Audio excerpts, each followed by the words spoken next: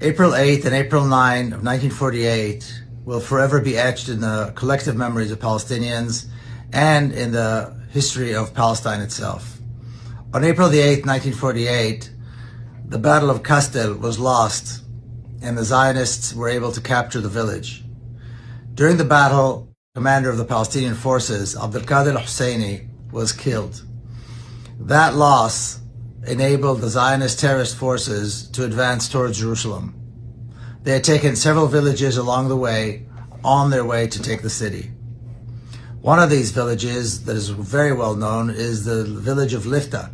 It was a large village, one of the wealthiest communities in the area, and it was continuously inhabited from the 7th century until April of 1948. On April the 9th, the Zionist terrorist forces entered the village of Deir Yassin and committed one of the most horrendous massacres one can imagine.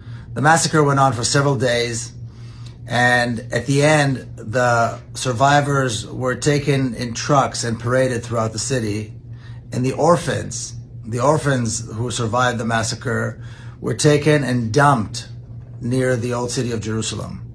It was thanks to the great generosity and care of Hind al-Husseini that these orphans were taken and cared for, and she built the Dar al-Tifl al-Arabi, which still exists today, and originally was an orphanage and a school for these children.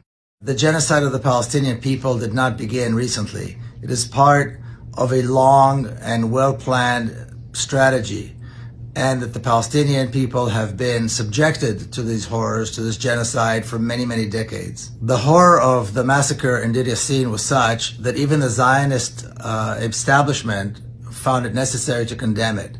They tried to condemn it and to distance themselves from the forces that committed the massacre, even though, of course, the Zionist establishment was responsible for it. Later on, the Zionist terrorist forces throughout Palestine used what happened in Deir Yassin as a warning to Palestinians elsewhere to say, if you do not evacuate, if you do not leave, you will see the same fate as Deir Yassin. So please remember the stories, share them, and do everything you can to bring about the liberation of Palestine and the return of the Palestinian refugees.